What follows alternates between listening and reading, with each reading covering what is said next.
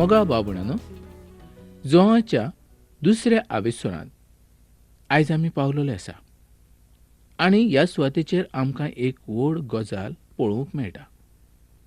ती गजाल म्हणजे दुनिया जेजून केल्ली पयली मिलाग्र जावन आसा, म्हणजे पयलें अजाप जावन आसा. काना गांवांत एक लग्न आसलें आनी त्या लग्नाक ताका आमंत्रण आसलें. हीच आमकां ह्या सुवातेचेर खबर पळोवंक मेळटा. आमी त्या सुवातेचेर जें कितें घडलां तें पळोवया. दुनियान कितें केलें तें पळोवया. कित्याक पसत केलें तेंय आमकां आयज ह्या सुवातेचेर पळोवंक जाय. जेन्ना जेजूक काना गांवच्या लग्नाक आमंत्रण दिलें तेन्ना ताणें पयलें अजाप केल्लें आमकां ह्या सुवातेचेर दिसून येता. 11व्या वळीन सांगलेलें आसा की आपल्या खुणां मदली पयली खुणां जेजून गालिलियाच्या काना गांवांत केल्ली आनी आपली मोहिमा दाखयली आनी ताच्या शिसांनी ताचेर विस्वास दवरलो. हाचे वेल्यान हें सारकें समजून येता की ताणें काना गांवांत ही पयली खुणां दाखयली म्हणून. हातूंत एक व्हड आनी अजापाची गजाल म्हणजे जो ओरोंबाक देवासमोर आसलो आनी जो देव जावन आसलो तो ओरोंबा कडल्यान आयलोलो आसलो. तो कूड जालो, म्हणजे मनीस जालो आनी आमच्या मदें जियेलो. 30 वर्सां नाजारेताच्या गांवांत तो वाडलो आनी आतां तो काना गांवांत लग्नाक वांटो घेवंक आयलोलो आसा. परत जुवांव वेळ आनी काळ ह्या सुवातेचें आमकां सांगता. आतां जेजू आपणाचें काम सुरू करता. कांय जाण पवित्र पुस्तकाचें शिकप करणाऱ्यांचो असो अनुभव आसा की जेजूच्या आवयचे ते सोयरे आसले, म्हणजे जें काना गांवांत लोक नासले तें जेजूच्या आवयच्या सोयऱ्यांचें आसलें अशें ते म्हणटात. ही फकत तांची येवजण. हें खरें आसतलें अशें आमी समजुचें न्हय. दोन जेजूक आनी ताच्या शिसांकूय त्या सुवातेचेर आमंत्रण आसलें आनी त्या सुवातेचेर तीं लग्नाक गेल्लीं आसलीं.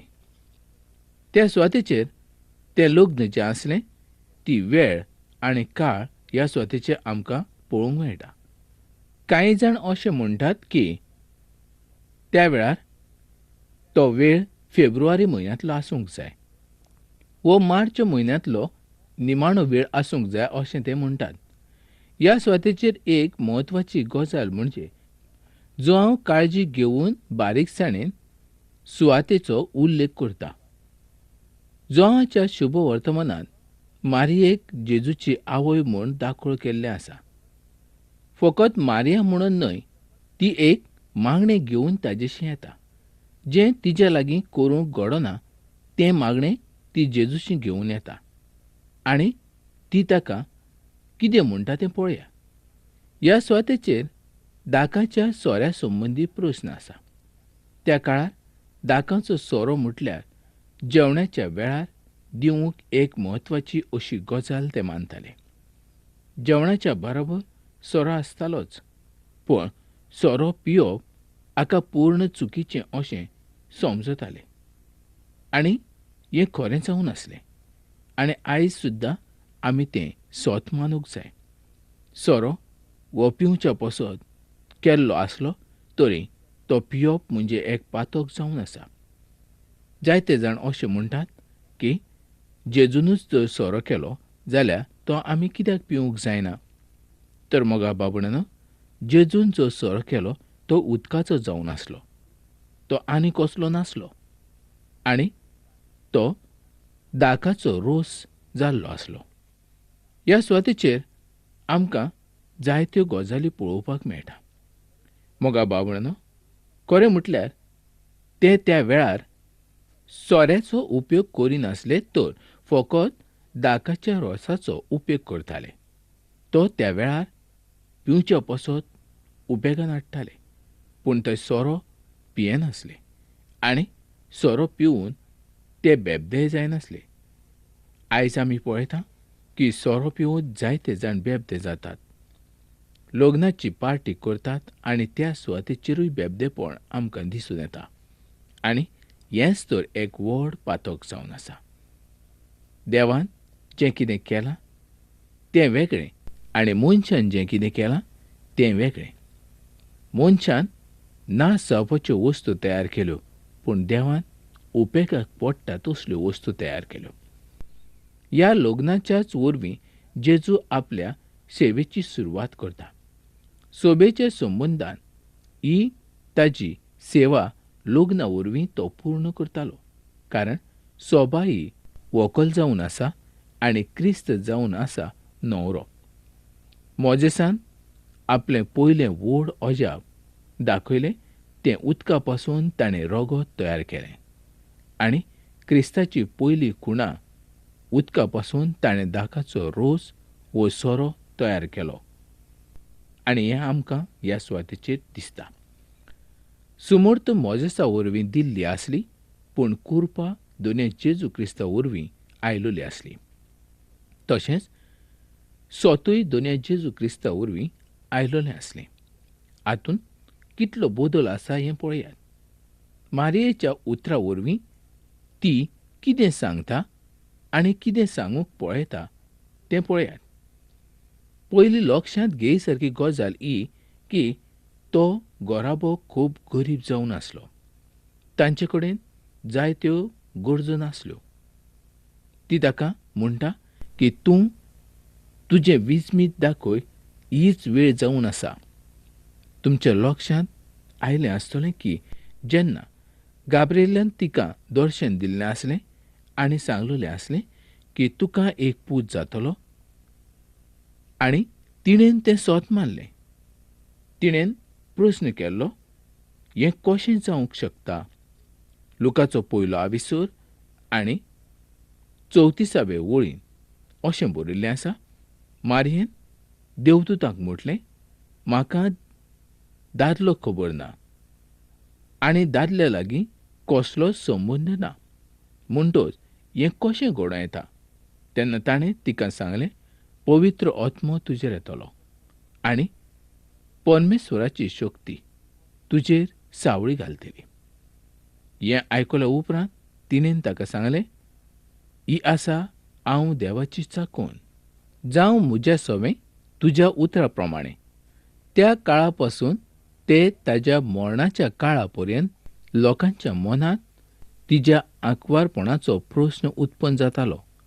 जेजू विशीं सुद्दां प्रस्न लोकांनी हाडलेलो आसलो, पूण ह्या सुवातेचेर ती ताका सांगताली, होच तो वेळ पावलोलो आसा. तुजें विस्मीत तांकां दाखय. तीच ताका सगल्या उतरांचो उगडास करून दिता आनी सांगता, हीच ती वेळ, हाजो तूं फायदो घे. जेजू तिका असो जबाब दिता. जोआचो 2रो आविसर आनी 4 वळीन, अस्तोरे तुका आनी म्हाका हें कित्याक पडलां? म्हजो वेळ अजून पावूंक ना. ताचें अशें म्हणणें आसलें की ही ती आजुनय वेळ न्हय. हांव ह्या सुवातेचेर तें करचो ना. जेन्ना तो खुर्साचेर आसलो आनी ताची आवय पांयाशी उबी आसली, तेन्ना ताणें सकयल पळोवन म्हटलें, अस्तोरे हो पळय तुजो पूत. जोआचो 19वो आविसर आनी 26वे वळीन हें आमकां वाचूंक मेळटा. त्या वेळार ताजो वेळ पावलोलो आसलो. 3 दिसां उपरांत तो मरणांतल्यान जिवंत जाल्लो आसलो. जेन्ना ताचे सीस वयल्या कुडांत एकठांय जाल्ले आसले, तेन्ना मारयेन त्या सिसांक सांगलें की हांवें तुमकां सांगलेलें आसलें की हो देवाचो पूत आसलो म्हूण.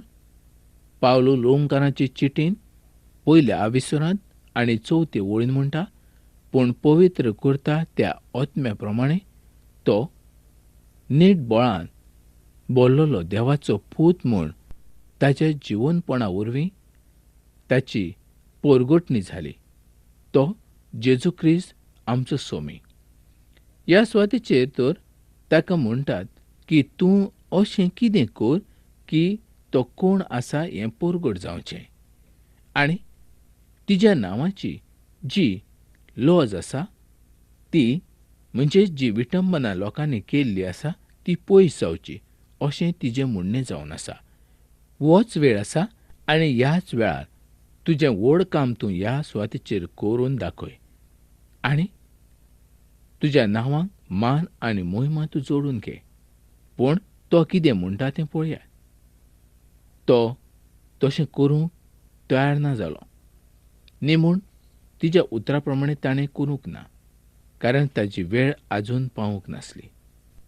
मोगा बाबणानो, क्रिस्ताचो जल्माचो दीस ताच्या पुनर्जिवनपणाशी जोडलेलो आसा, कारण ताणें जें कितें सांगलेलें तें सगळें सोद जावन आसा आनी तें पूर्ण जावंक पावलेलें आसा. जें कितें पयलीं बाकीत केल्लें तेंय बाकीत ह्या सुवातेचेर पूर्ण जाल्लें आमकां पळोवंक मेळटा.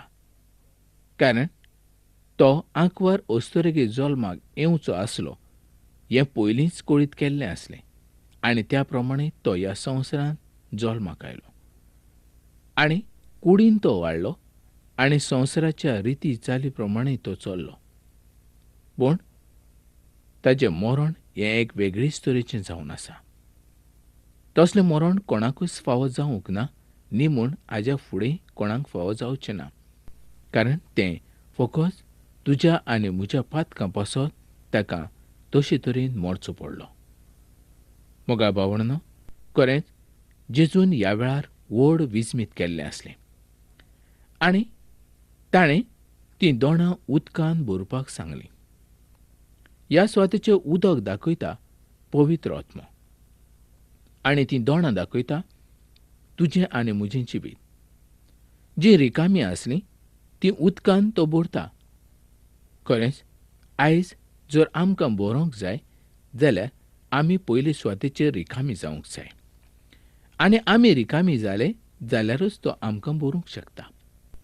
आमच्या जिवितांतलें जें कितें आसा तितलें आमी रिकामीं करूंक जाय आनी पवित्र आत्म्यान जर आमी बरोंक जाय जाल्यार फकत दोनूय जेजू क्रिस्ता उद्देशीं आमी बरोवंक शकता. ताणेन आमकां बरोवंक जाय आनी जर हें उदक तुका जाय जाल्यार तुवें रिकामीं जावचें पडटलें. जर तुका नाका जाल्यार तुका रिकामीं जावपाची गरज ना. जो कोण रिकामीं जाता ताकाच तो भरता. कारण रिकामीं दोणां हीं दाखयता तुजें आनी म्हजें जिवीत. आमचे भितर कांयच आसूंक जायना. जर पयलींच आमचें जिवीत भरलेलें आसा जाल्यार तो आनीक तें भरचो ना आनी आमकां देवाचें देणें फावो जावचें ना.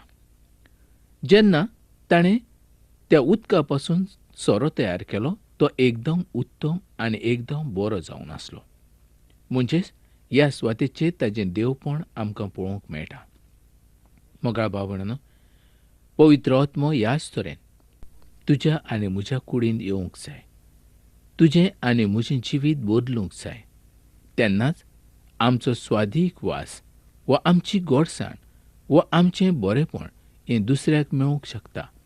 जर आमचे कडेन पवित्र आत्मो ना वा आमचे कडेन तें उदक ना जाल्यार आमी दुसऱ्याक कशें पिवूंक दितले? आमच्यांनी दिवंक जायना. पूण आमकां भरच्या पासत आमी रिकामीं जावंक जाय. ती फातराचीं दोणां दाखयतात तुजें आनी म्हजें जिवीत.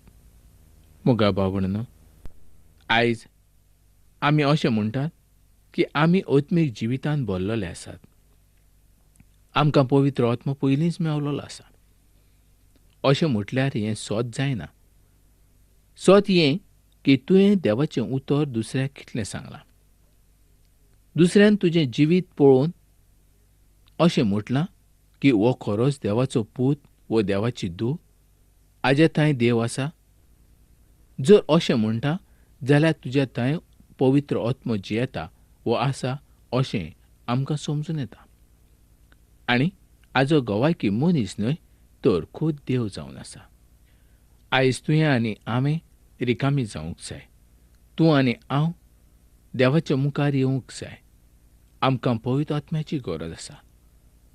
तीं लग्नाक गेल्लीं आसलीं. मारयेक त्या सुवातेचेर व्हड काम करूंक जातालें, पूण तिणें कांयच केलें ना, कारण तिचे लागीं कांय घडलें ना देखून. त्याच पासत ती आपल्या पुताक म्हणटा, पुता, सोरो सोंपलो. मोगा भावडानो, खरें म्हटल्यार तिणेन तें करूंक जाय आसलें, पूण तिच्या लागीं घडलें ना. आनी ती जाणा आसली दोनी जेजू क्रिस्त आपणाचो रोसनार. त्याच पासत ती म्हणटा आपूण ताजी चाकोण. मोगा भावडानो, तिणेन अशें म्हणक ना आपूण ताजी आवय, पूण तिणें म्हटलें आपूण ताजी चाकोण. आनी खऱ्यांनीच ती तिजी चाकोनूच जावन आसा. जसो तूं आनी हांव ताजो चाकोर, त्याच प्रमाणें ती चाकोर. पूण ती सगल्या ओस्तोऱ्यांवून व्हड जावन आसली. पूण देवाकीन व्हड कोण आसूंक शकना. देव रोसनार जावन आसा. तो सोडवणदार जावन आसा. तुजो आनी म्हजो तो रोसनार. आमकां ताणें आपल्या हातान रोचल्या. आयज जरी आमचें जिवीत त्या दोणा सारकें ना जाल्यार आयजूच तें आमी रिकामी करुया. आमी पळोवया आमच्या जिवितांत कितें आसा. जर आमच्या जिवितांत वायट भरलोलें आसा आनी आमकां देवाची गरज आसा आनी पवित्र आत्मा आमच्या काळजांत येवंक जाय जाल्यार आमी ताजे कडल्यान उदक घेवंक जाय. तें उदक आमच्या जिवितांत दाकाचो रोस जावंक पावतलें, ज्या उद्देशी आमी दुसऱ्याक गोडसाण दिवंक शकतले आनी आमचें जिवीत दुसऱ्याक बरें लागतलें. मोगा भावडानो, आयज देवाचीं उतरां तुमी आयकतात. देवाचीं उतरां आयकून जायत्या जाणांच्या जिवितांत बदल घडोवन आयिल्लो आसा. जायतीं जाणां दुयेंसांतल्यान पिडींतल्यान बरीं जाल्लीं आसात. जायत्या जाणांची गरज भागलेली आसा. तर आयज ह्या देवाच्या उतराचो तुका कितें फायदो जालो? आनी हांव समजतां की ह्या उतराचो तुका फायदो जालो आसूंक जाय. पूण जायते फावटी तूं आमकां कळयना. तेन्ना आमकां समजना की तुका फायदो जालो वो जावंक ना. काय ही कार्यावळ तुका आयकूंक नाका, वो ही कार्यावळ आयकून तुका कांयच उपेगाक पडना? तर मोगा भावडानो, तुमी कळोवपाक विसरूं नाका, कारण आमकां तुजी गरज कितें आसा ही समजूंक जाय आनी त्या पासत आमी तुज्या पासत मागणें करूंक शकतले. जर तुजी गरज तुवें आमकां कळयली ना जाल्यार आमी तुज्या पासत कशें मागणें करूंक शकतले? तर मोगा भावडानो, आयजूच तुमची मागणी करुयात. तर मोगा भावडानो, आयची ही कार्यावळ आमी हांगाच सोंपोवया आनी फुडल्या कार्यावळींत आमी परत मेळुया.